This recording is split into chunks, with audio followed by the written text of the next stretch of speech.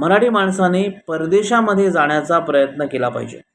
परदेशामध्ये जाण्याचे मुख्यतः 3 मार्ग आहेत. पहिला मार्ग शिक्षणाचा.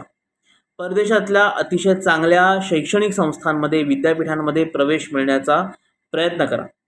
यासाठी तुम्हाला IELTS द्यावी लागेल, TOEFL द्यावी लागेल किंवा GRE, GMAT सारखी परीक्षा तुम्हाला द्यावी लागेल. ती परीक्षा द्या. आंतरराष्ट्रीय शैक्षणिक संस्थांमध्ये प्रवेश मिळवा. आंतरराष्ट्रीय शिक्षण घ्या.